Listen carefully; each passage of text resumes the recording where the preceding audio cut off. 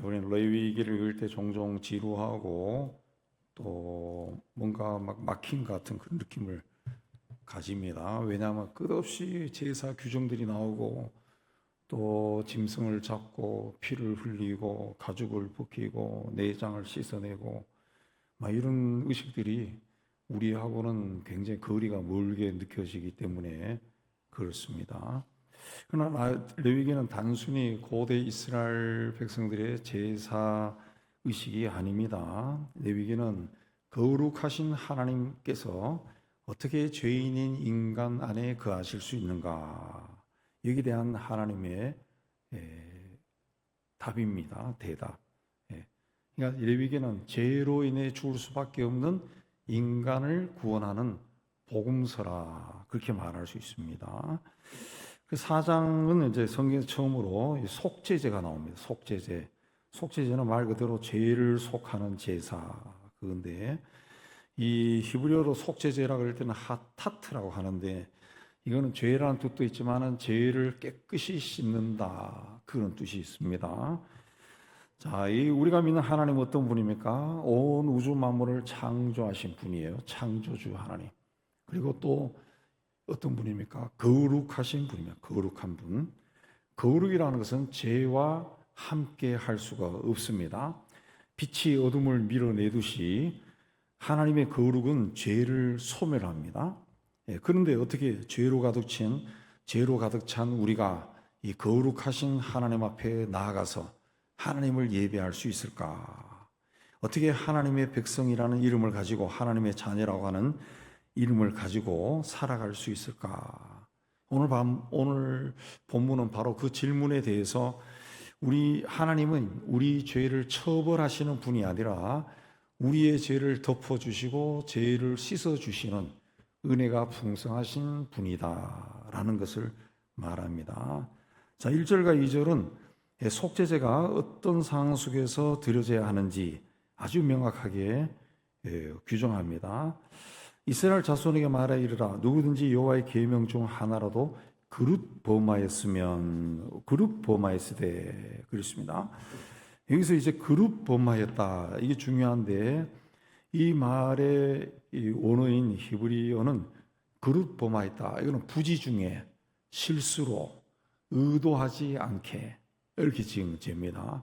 그러니까 하나님께 대적하기 위해서 고의적으로 반역하고 대들고 한 그것이 아니라 인간이기 때문에, 연약하기 때문에, 무지하기 때문에, 둔하기 때문에 나도 모르게 짓는 죄, 그걸 이야기합니다. 우리의 죄의 대부분이 이런 죄고, 성경에 보면은 고의적으로 하나님께 반역할 때는 하나님이 죄인들을 여러분 아신 대로 다 죽입니다.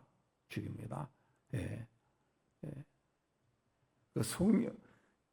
모든 죄는 다 용서를 받되 성령을 해방하는 죄는 용서받지 못한다는 말처럼, 그런 거는 이제 고의적인 거거든요. 고의적. 그런 거는 용서를 받지 못한다는 거죠. 우리는 흔히 모르고 지은 죄는 죄가 아니다, 그렇게 생각합니다. 세상 법정도 고의적이지 않으면 참작을 해줍니다. 그냥 실수했다, 실수로 그렇게 하면 참작해요. 그냥 공부 좀 열심히 해 하고 툭 건드리는데 급소를 맞아서 죽었다, 그런 것들 다 참작을 하더라고요. 그러나 하나님의 기준은 다릅니다. 네가 모르고 지었을지라도 그건 여전히 내 계명을 깨뜨린 죄다, 그렇게 이야기합니다. 왜냐하면 죄라고 하는 것은 파괴적인 힘을 가지고 있기 때문에 그래요. 이게 독극물인지 모르고 먹었다 해서 이 몸에 독이 퍼지지 않습니까? 내가 몰라도 독은 독이에요. 목숨을 죽는 겁니다. 마찬가지로 우리가 모르고 지은 죄라 할지라도 그 죄가 우리의 영혼을 오염시키고 공동체를 무너뜨리고 하나님과의 관계를 단절시키는 겁니다. 그래서 오늘 말씀은 특별히 기름 부음을 받은 제사장입니다. 제사장. 요게 이제 그 13절에 온 회중이 죄를 범했을 때 하고 똑같습니다. 21절까지가 똑같습니다. 자, 기름 부음을 받은 제사장이 범죄에서 백성이 허물이 되었을 때 3절에 보면은 그가 범한 죄로 말미암아 흠없는 수송아지로 속죄 제물을 삼아 여호와께 드릴지니 그랬습니다. 하나님 앞에서 영적 리더의 죄는 개인의 죄가 아니라는 거예요. 제사장은 백성을 대표해서 하나님 앞에 서 있습니다. 그래서 그의 영적 타락과 죄는 백성들에게 영향을 끼치는 겁니다. 그리고 백성들 전체를 오염시키게 돼요. 그래서 하나님은 직분이 높을수록 맡은 사명이 클수록 더 엄격한 책임을 묻는 겁니다. 자, 이 말씀 앞에서 우리가 자신을 한번 돌아봐야 됩니다. 나는 누구를 해치거나 손가락질 당할 정도로 큰 죄를 짓지 않았어. 이렇게 생각할 수 있습니다. 그러나 우리의 말 한마디, 우리의 생각, 무심코 한 행동이 하나님의 영광을 가리고 누군가의 마음에 상처를 주고 교회의 거룩함을 훼손할 수가 있다는 거예요. 내가 깨닫지 못하는 순간에도 우리는 인간이기 때문에, 연약한 인간이기 때문에 죄를 짓고 살아갑니다. 속죄죄는 바로 이 인간의 연약함을 하나님이 아시고 그 죄로부터 우리를 건져내기 위해서 하나님이 친히 마련한 그 탈출이라고 볼 수 있습니다. 자, 이 속죄죄는 어떻게 진행하느냐? 4절 5절에 보면은 수송아지를 회막문 여호와 앞으로 끌어다가 송아지 머리에 안수하고 그것을 여호와 앞에서 잡을 것이요 기름 부음을 받은 제사장은 그 수송아지 피를 가지고 회막에 들어가서 그랬습니다. 죄를 지은 제사장이 그 흠없는 수송아지를 자기가 직접 끌고 회막문 앞으로 옵니다.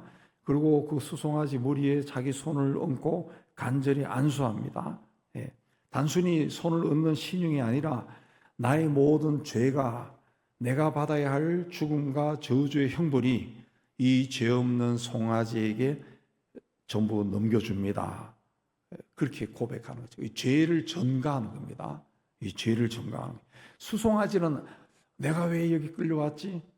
아무것도 모르고 끌려왔을 거예요. 근데 제사장이, 죄를 지은 제사장이 그 수송아지 위에 두 손을 얹고 내 죄를 그 송아지에게 전가하는 거예요. 이 순간에 제사장의 죄가 송아지에게로 옮겨가는 겁니다. 그리고 송아지가 가지고 있는 흠없음과 또 생명이 제사장에게로 옮겨오는 거예요. 내 죄는 송아지에게로 넘어가고, 자, 이 안수가 끝나면은 어떻게 합니까? 제사장이, 죄를 지은 제사장이 그 송아지를 하나님 앞에서 직접 잡는다 그랬습니다. 다른 사람이 잡는 게 아니라 죄를 지은 내가 잡는 거예요. 송아지를 잡아요. 목을 베입니다. 그럼 피가 막 팍 터지죠. 송아지가 버둥버둥거립니다. 고통 중에 죽어가는 모습을 죄를 지은 제사장이 두 눈으로 똑똑히 보는 겁니다. 그때 무엇을 깨닫겠습니까? 야, 저 피가 내가 흘려야 되는 피인데, 야, 저렇게 고통스럽게 죽어가는 모습이 바로 내 모습인데, 죄의 대가가 얼마나 처절한 것인지 온몸으로 느끼는 겁니다. 온몸으로. 그리고 제사장이 그 흘린 피를 가지고 성소 안에 들어가요. 6절, 7절에 보면은, 7절에 보면은, 그 손가락에 피를 찍어서 성소 휘장 앞에 7번 뿌린다. 그리고 피를 여호와 향단불에 바르고 송아지 피 전부를 번제단 밑에 다 쏟아버린다. 이 속죄제만의 독특한 특징이 6절, 7절에 나타나는데, 다른 제사들과 달리 속죄제의 피는 성소 내부까지 가지고 다녀요. 성막문을 제끼고 성소 안에 들어가는 거예요. 그 피를 성소와 지성소를 가로막고 있는 휘장 앞에 7번 뿌린다. 7번은 하나님이 완전히 용서하고 정결하게 한다라는 것을 상징하는 겁니다. 그리고 그 앞에는 분향단이 있죠. 분향단이 뭡니까? 성도들의 기도가 올라가는 그 향단이라고 했어요. 그 향단 네 뿔에 피를 바른다 그랬습니다. 그리고 남아있는 피는 다시 가지고 나와서 번제단 밑에 전부 쏟아버린다 그랬습니다. 이걸 의미하는 것이 뭐냐? 죄는 인간의 마음에만 머무는 것이 아니라 하나님이 거하시는 성소까지 오염시킨다, 그런 뜻입니다. 오늘날 우리가 죄를 지었다, 그럼 죄를 지으면은 죄가 내 마음에 들어왔죠? 그럼 내 마음만 오염시키는 것이 아니라 우리 마음에 뭐가 있어요? 성령께서 들어와 계신다 그랬어요. 그러면 우리 마음의 성소까지 이 죄가 오염시키는 거예요. 오염시키는 거예요. 그러면 하나님은 죄와 함께하지 않습니다. 그럼 성령이, 우리 안에 있는 성령이 충만하지 못하겠죠. 그럼 죄가 우리를 지배하게 돼요. 죄가, 우리 예수 믿는 사람도 죄의 지배를 받는 거예요. 그래서 세상 사람들처럼 악한 짓도 하고 거짓말도 하고 막 그렇게 사는 거예요. 사는 거예요. 그러니까 성소가 오염이 되는 거예요. 그러니까 우리 죄가 하나님의 처소를 더럽히고 하나님과 우리 사이를, 기도의 통로를 막아버린 거죠. 향단을 막아버린 거죠. 그래서 지성소와 성소를 가리고 있는 휘장 앞에서 7번 피를 뿌리고 그 향단의 넷불에 이 피를 바른다 그랬습니다. 그렇게 해서 하나님께서 깨끗하게 하는 겁니다. 그래서 하나님과의 교제가 다시 회복되는 거예요. 회복되는 거. 이제 마지막 단계가 남아 있죠. 제사장이 송아지 피를 다 처리한 후에 고기와 내장을 분리합니다. 8절에서 10절에 보면은 송아지의 모든 기름과 콩팥을 제단 위에서 불살라라 그랬습니다. 번제단 위에서 불사른 거죠. 기름이 뭐라 그랬습니까? 가장 좋은 겁니다. 구약 시대에는 기름이, 동물의 기름이 가장 좋고 가장 귀한 겁니다. 비록 죄 때문에 드리는 속죄제지만은 제물의 가장 좋은 부위인 기름은 온전히 하나님께 불태워 드린 거예요. 그러면 향기가 난다. 향기로운 화제로 드린다. 그럼 하나님께서 죄인의 회개를 받아들인다는 거죠. 근데 그 후에 11절, 12절에 보면은 수송아지의 과즙과 고기와 머리와 정강이와 내장과 똥, 송아지 전체를 진영 바깥 재버리는 곳인 정결한 곳으로 가져다가 나무 위에 불살라 화목 제물같이 사르되 곧 재버리는 곳에 불살을 지니라. 이거는 이제 번제와 완전히 다르죠. 번제는 제물의 모든 고기를 번제단 위에서 다 불태웠어요. 그래서 하나님께 그걸 향기다 그랬습니다. 근데 속죄제는 가장 좋은 기름만 번제단 위에서 불태우고 나머지 가죽과 고기와 머리와 다리와 내장과 심지어 똥까지 송아지에 남은 모든 것을 가지고 진영 바깥에 나갔다. 진영 밖에 나갔다는 거죠. 이 성막, 큰 울타리 밖으로 나갔다는 거죠. 그리고 죄를 버리는 곳에 나무 위에 올려놓고 통째로 불살랐다 그랬습니다. 왜 송아지의 모든 몸통 전체를 진영 바깥으로 끌고 나가 불살랐을까? 두 가지 의미가 있는데, 첫째는 죄가 얼마나 참혹하고 부정한 것인가 보여주는 겁니다. 그 흠없는 짐승을, 수송아지를 가져와서 제일 먼저 죄를 지은 제사장이 그 수송아지 위에 안수한다 했어요. 그러면 죄를 지은 이 제사장의 죄가 이 송아지에게 다 전가됩니다. 그러면 이 송아지는 단순한 짐승이 아니라 죄의 덩어리가 되는, 죄의 덩어리가 되는. 그러니까 죄의 덩어리인 그 제물을 하나님의 거룩한 이 성막 안에 머물게 할 수가 없어요. 거기서 불태울 수도 없어요. 그러면 이게 더러워져요. 제 자체도 더러우니까. 그래서 백성들이 사는 삶의 터전 바깥으로 완전히 격리해버리는 겁니다. 격리해서 거기서 불태우는. 그러니까 죄는 하나님으로부터 이렇게 버려진 것이 마땅하다라는 것을 보여줍니다. 두 번째는 그 성경의 그 바깥, 진영 바깥 재버리는 곳이 뭐라 그랬습니까? 12절에 정결한 곳이다. 정결한 곳이다. 진영 바깥에서 죄를 짊어진 죄물이 완전히 태워져 전기로 사라질 때 이스라엘의 죄도 사라지는 겁니다. 사라지는 거예요. 이 똑같은 것을 이제 제사장과 이 회중의 죄를 똑같은 순서대로 그렇게 해요. 회중의 죄를 지었을 때는 14절을 보면은 회중의 장로들이 수송아지 머리에 안수한다 그랬습니다. 예. 똑같이 그렇게 한다 그랬어요. 진영 밖에 가서 똑같이 그렇게 했다 그랬습니다.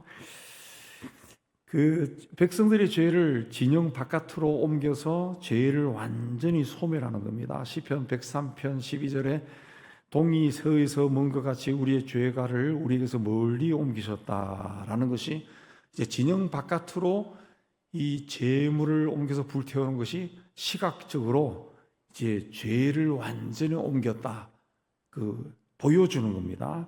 하나님은 죄인을 진영 바깥으로 이스라엘 백성 바깥으로 쫓아내는 대신에 죄를 짊어진 재물을 진영 바깥에 내보내서 완전히 불태워 버렸습니다. 그래서 죄를 소멸해 버린 거예요.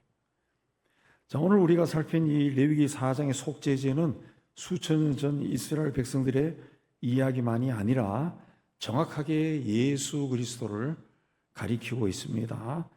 구약의 속죄제는 인간 제사장의 하나님 앞에 서야 되는 제사장의 연약함 때문에, 짐승의 피가 가진 한계 때문에 죄를 지을 때마다 반복해서 드려야 합니다.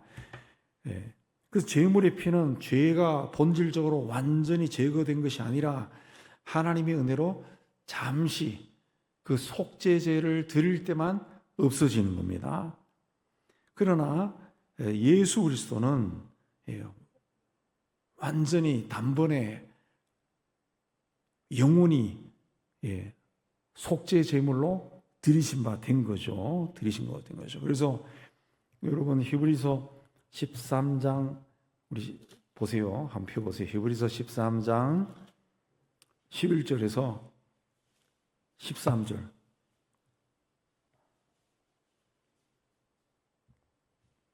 쭉 같이 읽어봅시다. 시작. 이는 죄를 위한 짐승의 피는 대제사장이 가지고 성소에 들어가고 그 육체는 영문 밖에서 불사름이라.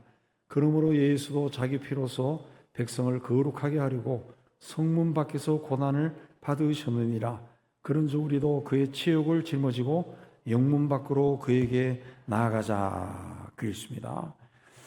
죄를 뒤집어 쓴 수송아지가 진영 밖에 나가서 처참하게 불살라졌던 것처럼 우리의 모든 죄를 짊어지신 예수께서 예루살렘 성문 바깥 골고다 언덕으로 끌려 나갔습니다. 그리고 거기에서 하나님의 진노의 불길을 온몸으로 받으시고 완전히 불살라진 겁니다. 그래서 예수님이 마지막으로 엘리 라마 사박다니 나의 하나님 어찌하여 나를 버리셨나이까 라고 부르실 때 하나님이 침묵하셨다 그랬죠. 왜 침묵하셨습니까? 그 순간 예수는 우리의 죄를 짊어진 죄 덩어리예요. 속죄 제물이에요. 하나님은 그 죄를 보지 않는 거야. 그러니까 죄 자체를 용납할 수 없는 거룩하신 하나님이 우리를 살리기 위해서 독생자를 진영 바깥에서 불태워버린, 처참하게 버린 겁니다. 완전히 버려버린 거예요. 완전히. 그래서 하나님은 그 죄를 보지 않아요. 그래서 고개를 돌리버려. 어찌하여 나를 버리셨나이까? 하나님이 고개를 돌린 겁니다. 그 예수께서 그렇게 죽으심으로 말미암아 성소의 휘장이 위에서 아래로 찢어졌어요. 하나님과 죄인인 우리 사이를 가로막고 있던 두꺼운 휘장이 예수의 피로 말미암아 완전히 겉혀진 겁니다. 그래서 이제는 우리는 날마다 죄를 지었을 때 흠없는 송아지에게 우리 죄를 전가하는 안수를 할 필요가 없습니다. 예수 그리스도의 보혈이 우리의 죄를 눈보다 더 깨끗하게 씻어버렸다라는 겁니다. 너희 죄가 주홍 같을지라도 눈과 같이 희어질 것이요 하신 말씀이 예수를 통해 온전히 이루어진 겁니다. 세상은 우리에게 죄의 대가를 끊임없이 요구하고 사탄은 우리의 과거와 허물을 들춰내면서 너가 무슨 그리스도인이냐, 너가 무슨 권사냐, 네가 무슨 예수 믿는 자냐 라고 조롱을 하고 정죄합니다. 그러나 십자가의 대속의 은혜를 입은 우리는 그럴 때 거기에 굴복하지 않고 담대해야 됩니다. 담대해야 됩니다. 왜? 예수께서 속죄의 제물이 되는 그 수송아지 죄의 덩어리 수송아지가 그 영문 밖에서, 진영 밖에서 완전히 불태워진 것처럼 우리 주 예수께서 성문 밖에서 십자가 위에서 완전히 죄의 덩어리가 되어서 우리의 죄를 다 짊어지고 죄의 덩어리가 되어서 하나님의 외면 속에 죄값을 치른 거예요. 죄값. 그래서 그런 그 어떤 나를 정죄하는, 우리에게도 좋지 않은 습관들 있죠. 그런 것 때문에 나를 정죄하는 말이 사탄으로부터 막 들려올 때, 그래, 나는 연약해, 나는 부족해, 그래서 나는 오늘 또 죄를 지었어. 그러나 예수님이 이걸 다 아시고 나의 속죄 제물이 되셔서 진영 바깥에서 내 죄를 다 불살라서 그분의 피가 나를 덮었어. 예수의 피로 이 악한 영들은 다 물러가라 라고 외쳐야 됩니다. 외쳐야 됩니다. 그래서 그럴 때 죄를 덮으신 하나님의 은혜를 온전히 누릴 수가 있습니다. 우리는 우리의 선한 행동을 통해서 구원받은 것이 아니라 예수 그리스도의 십자가의 보혈로 구원받은 겁니다. 죄에서 구원받은 거예요. 그 보혈로 깨끗이 씻음을 받은 자입니다. 그러므로 우리의 다시 또다시 죄로 자꾸 죄를 짓지 말고, 혹 죄를 지었을 때는 예수의 피를 또 외치고, 예수님을 외치고, 악하고 부정적인 생각이 들 때도 예수의 피를 자꾸 외치고, 그렇게 해서 우리 속에 주님의 피의 속죄로 인한 은혜가 가득 차도록 그렇게 해야 됩니다. 그렇지 않으면 자꾸 우리 믿음의 사람들도 이 악한 영들이 우리의 약점을 너무 잘 알기 때문에 자꾸 들어와서 충동질한다. 세상 속에서 구원받은 거룩한 하나님의 백성으로 당당하게 살아가는 여러분 다 되시기를 주의 이름으로 축복합니다.